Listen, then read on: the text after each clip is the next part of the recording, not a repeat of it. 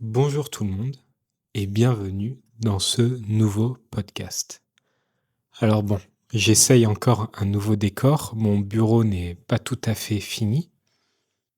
Avec ma femme, on a emménagé dans notre nouvel appartement le 31 octobre, donc ça fait un peu plus d'un mois, mais comme notre appartement est assez grand et qu'on n'avait aucun meuble, qu'on n'avait plus rien, on a dû vraiment tout, racheter, acheter plein de nouvelles choses, ce qui fait que ça prend un peu de temps. Mon bureau est un peu vide, donc j'essaye de varier un peu les cadres pour que ce soit un peu plus intéressant au-delà de juste écouter, du français. Et du coup là, on a fait, une sorte de bibliothèque d'angle.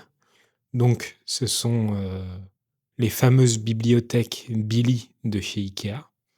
Et en fait, quand on est allé au magasin IKEA, on a vu, ce genre de disposition en exposition dans le magasin et on s'est dit: «Pourquoi pas le faire chez nous?» Donc voilà, on a acheté plusieurs Billy, on a fait un petit angle et on a commencé à remplir avec nos mangas et nos livres. Donc voilà, nouveau cadre, mais ce n'est pas le sujet de cette vidéo, ce n'est pas une vidéo sponsorisée IKEA. Tout simplement parce qu'aujourd'hui, je voulais parler d'un sujet, un peu plus spécifique. Alors, je tourne cette vidéo sans n'avoir rien écrit, même pas avoir essayé de réfléchir à quelques idées. J'ai juste eu, un peu le thème qui m'est venu en tête. J'ai pensé à ce thème pour un podcast et j'ai décidé d'essayer de commencer à filmer directement et d'essayer d'en parler directement. Donc ça risque peut-être d'être un peu brouillon par rapport aux autres fois où, là, parfois j'écris, plus mes idées, j'essaye de structurer. Donc bon, on verra bien si c'est vraiment trop brouillon, pardon. Si ce n'est pas assez structuré, n'hésitez pas à me le dire dans les commentaires et je ferai, un peu mieux mon travail, on va dire. OK, et aujourd'hui, du coup, j'ai fait plusieurs vidéos sur, par exemple, «Don't be too motivated», ne soyez pas trop motivé ou, sur la frustration, par exemple. Et aujourd'hui, j'avais envie d'essayer de parler encore un peu des sentiments négatifs qu'on peut avoir quand on apprend une langue étrangère. Le premier sentiment négatif qu'on peut avoir, c'est celui qui est, en lien avec la miniature de cette vidéo, en lien avec, peut-être le titre de cette vidéo. Qui est, bon, je n'ai pas encore fait la miniature, mais je pensais mettre quelque chose d'assez accrocheur pour YouTube, quelque chose d'assez, où les gens auront envie de cliquer, mais un titre comme, on passe, plus d'une heure par jour sur les réseaux sociaux, on passe plus d'une heure par jour à scroller sur TikTok et pourtant on dit qu'on n'est pas capable d'apprendre une langue. Donc si vous ne l'aviez pas deviné, pardon, le premier sentiment négatif, dont on va parler, c'est la culpabilité. Quand vous regardez des contenus sur, YouTube, sur comment apprendre une langue, souvent, ce qui revient, c'est l'immersion. L'immersion, c'est hyper important pour apprendre une langue. Vous écoutez un podcast dans un français lent, tout simplement parce que, à force d'écouter, vous assimilez, vous apprenez des nouveaux mots de vocabulaire, vous assimilez aussi des manières de parler. À force de regarder, on commence à avoir des automatismes et c'est un apprentissage, on va dire, naturel. Il y a l'apprentissage théorique avec la grammaire, par exemple, et il y a l'apprentissage naturel avec tout ce qui est immersion. Regarder des vidéos, écouter des podcasts, etc., etc. Et du coup, quand on se pose la question de comment apprendre une langue efficacement, souvent on dit bah, il faut s'exposer le plus possible à la langue que l'on veut apprendre. Il faut regarder, il faut écouter, il faut lire au maximum dans la langue que l'on veut apprendre. Et du coup, un paramètre qui devient décisif dans l'apprentissage d'une langue, c'est combien de temps on passe par jour à faire ce genre d'activité. Combien de temps on passe par jour à écouter, un podcast dans la langue que l'on veut apprendre? Pour vous, du coup, écouter un podcast en français, regarder une vidéo en français, lire un article en français, et cetera. Et du coup, ça, c'est quelque chose d'assez important parce qu'en effet, l'apprentissage naturel, c'est vraiment il faut vraiment s'immerger dans la langue. Plus on écoute, plus on va progresser. Un peu comme quand les nouveau-nés apprennent à parler. Eux, ils sont à 100 dans ce cadre naturel. Ils font toute la journée de l'immersion et du coup, ils arrivent à acquérir une langue, leur première langue, leur langue maternelle. Et du coup, quand on dit ça, souvent, on commence à essayer de créer des routines. Pour ma part, quand j'ai commencé à apprendre le japonais, petit à petit, j'ai commencé à écouter de plus en plus de podcasts et à regarder de plus en plus de vidéos en japonais. Bien évidemment, il faut un certain niveau pour réussir à regarder ce genre de vidéos tout en prenant du plaisir. Parce que l'idée, ce n'est pas de regarder pendant 6 heures des vidéos où on ne comprend rien. L'idée, c'est quand même de prendre un minimum de plaisir à regarder un contenu ou à écouter un contenu en prenant du plaisir pour que ce soit un peu amusant. Donc, bien évidemment, il faut un niveau minimal. Mais personnellement, pour le japonais, quand j'ai commencé à avoir le niveau suffisant, j'ai commencé à regarder des vidéos en japonais, dans un japonais très lent, très facile. Et pourtant, juste le simple fait de réussir à comprendre une vidéo, même si je ne comprenais pas tout à 100%, mais de pouvoir regarder une vidéo en japonais avec des sous-titres en japonais, j'étais super content. Et du coup, à partir de ce moment-là, quand on commence à créer cette routine d'apprendre un peu tous les jours, de créer une habitude pour apprendre tous les jours, on commence à voir les bienfaits de, voilà, consommer de plus en plus de contenu dans la langue que l'on veut apprendre.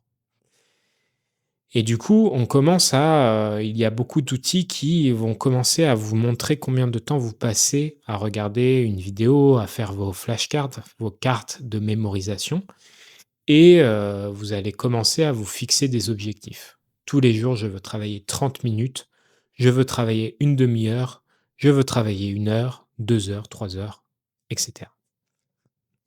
Et ça, c'est important parce que d'un côté, on a se créer une habitude, avoir l'habitude de tous les jours faire la même chose, qui est quelque chose d'hyper important pour l'apprentissage. Et de l'autre, on a l'immersion qui va nous apprendre naturellement, entre guillemets, une langue. Ce n'est pas magique, mais c'est un moyen efficace d'apprendre une langue. Souvent en contradiction, en opposition avec l'apprentissage théorique qu'on peut avoir à l'école, par exemple. Et du coup, quand on commence à avoir cette habitude, cette routine, eh bien, on commence à vraiment comprendre que plus on passe de temps, plus on progresse vite. Et c'est là où la culpabilité arrive. J'ai mis un titre à cette vidéo un peu provocateur, qui est, voilà, on passe 1 heure sur les réseaux sociaux et pourtant on ne peut pas apprendre une langue. Et en fait, c'est provocateur, mais en même temps, c'est un sentiment qu'on peut avoir de culpabilité quand on a ce genre de routine. Pour ma part, quand j'ai commencé à apprendre les langues, j'ai commencé à me poser la question de comment je gérais mon temps. Parce que quand on se dit, «Je vais apprendre le japonais», j'avais déjà un travail, à Paris, voilà, je travaillais du lundi au vendredi. Je travaillais, 40 heures, voire plus, sûrement plus parfois.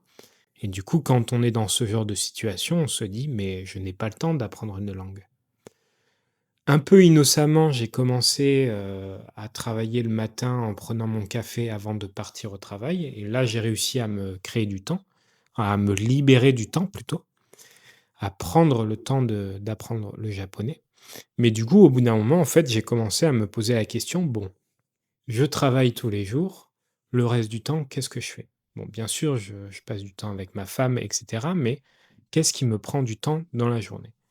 Et du coup, rapidement, bah, j'ai installé mince, comment on appelle ça? Un sur les téléphones, sur les portables, j'ai installé un tracker de temps passé par application. Un tracker, bon, c'est un mot anglais, mais quelque chose, une application qui me permette de suivre le temps que je passe sur mon téléphone portable. Et là, en fait, c'est là où on se rend compte qu'il y a un petit problème. Alors bien évidemment, l'idée de réussir à maîtriser mieux son temps de passer sur le portable, c'est une bonne idée. Quand on dit qu'on n'a pas le temps de faire certaines choses, en général, c'est qu'on ne prend pas le temps de faire ces choses-là. Bien évidemment, il y a des situations où, les personnes n'ont vraiment pas le temps. Mais ce que je veux dire, c'est que quand on dit: «J'ai pas le temps» et qu'ensuite sur le tracker d'utilisation du portable, on voit qu'on a passé, 1 h 30 sur Instagram et 1 heure sur, TikTok, bien évidemment qu'on peut comprendre qu'on peut mieux gérer notre temps. Mais c'est là où le sujet arrive, c'est que ce sentiment de culpabilité, en fait, il est difficile à «maîtriser» entre guillemets parce que d'un côté, il y a l'effet positif de se poser la question: «Comment je veux gérer mon temps?» parce qu'à la fin de l'année ou en étant plus cynique, à la fin de la vie, bah, ce temps, il sera passé et si on n'a pas fait le choix de l'utiliser comme on veut, on peut avoir des regrets.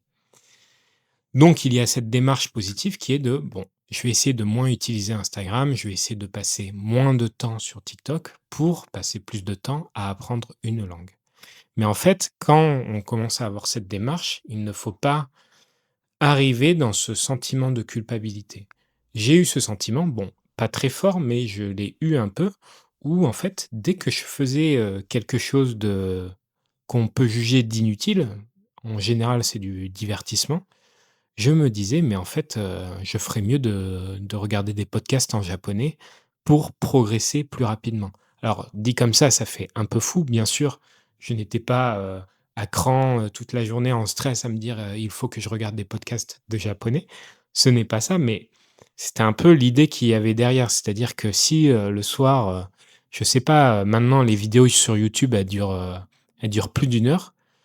Quand je regardais une vidéo sur YouTube de plus d'une heure, je me disais: «Bon, c'est un peu dommage parce que c'est du simple, enfin, c'est du vraiment que du divertissement.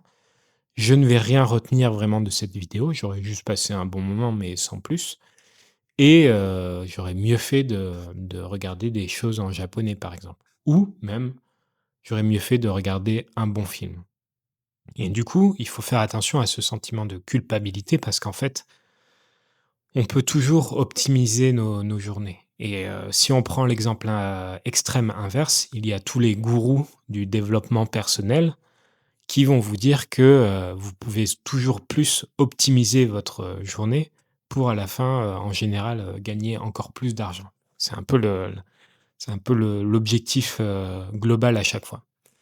Mais du coup, en fait, si on commence à avoir ce genre de sentiment de culpabilité, bah, on risque de finir par faire ce que ces gourous nous disent de faire, c'est-à-dire se lever à 5 heures du matin, prendre une douche froide, regretter mais continuer, regarder, des vidéos de japonais pendant 3 heures sans rien comprendre, pour qu'à la fin, on finisse par être dégoûté, par ne vraiment plus apprécier ce qu'on fait.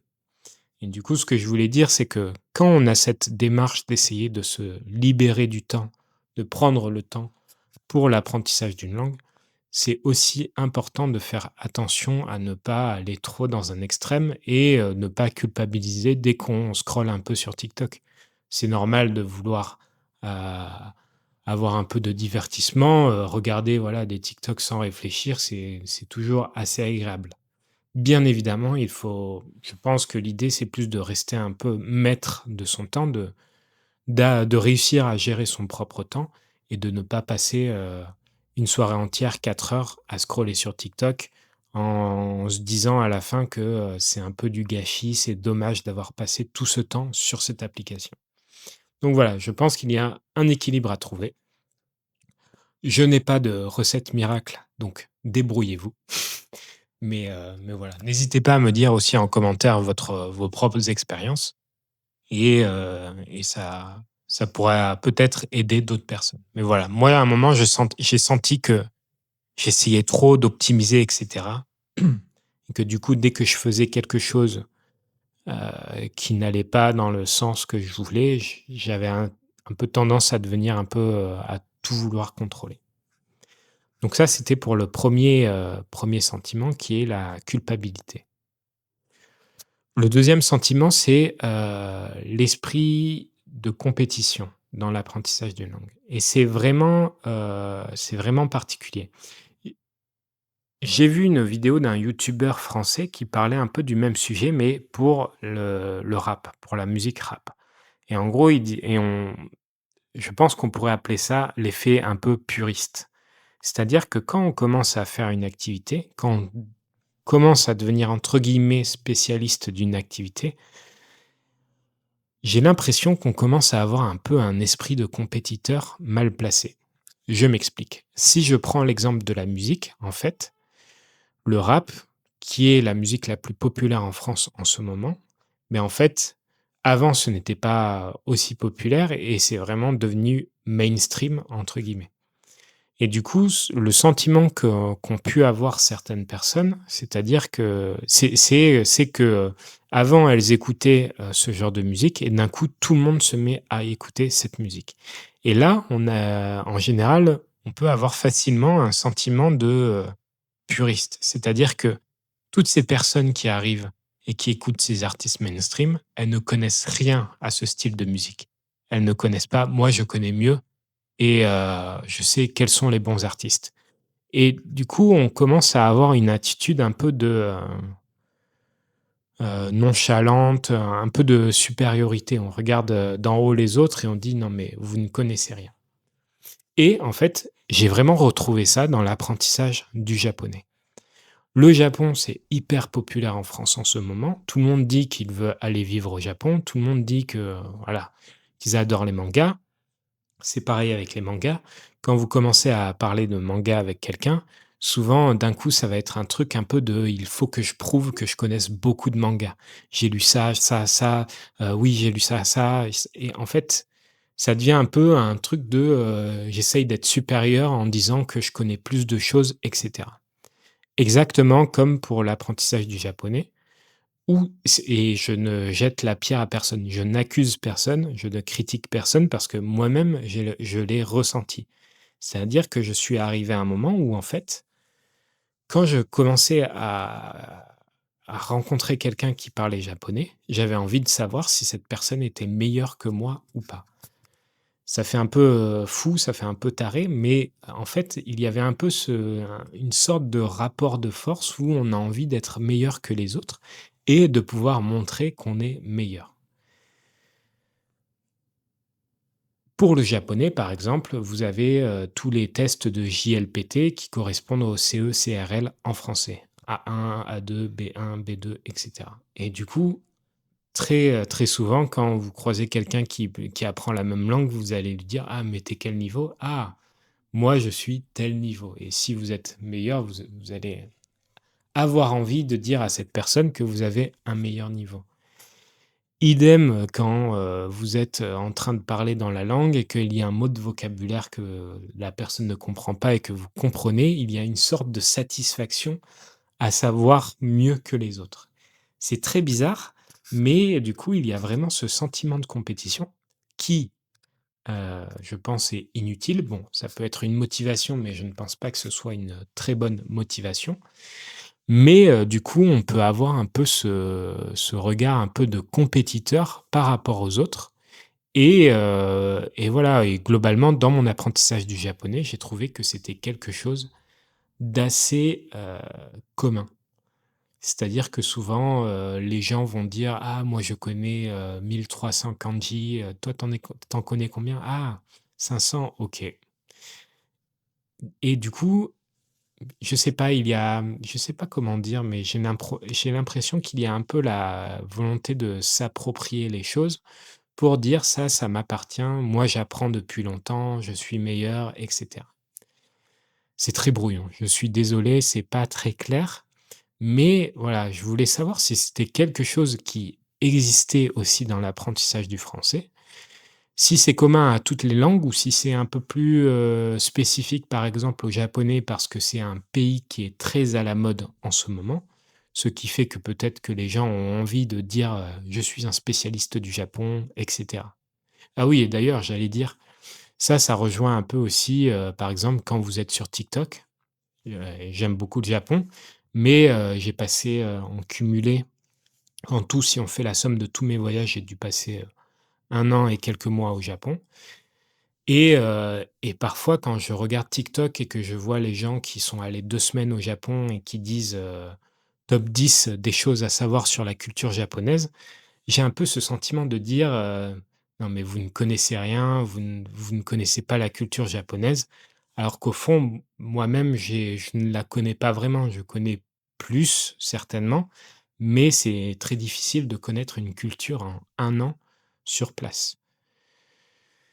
Et du coup, oui, bon voilà, je suis un peu perdu, je ne sais pas vraiment quoi penser, mais j'ai l'impression qu'en fait, il y a ce sentiment de compétiteur et il y a un peu ce sentiment de vouloir prouver aux autres qu'on connaît des choses.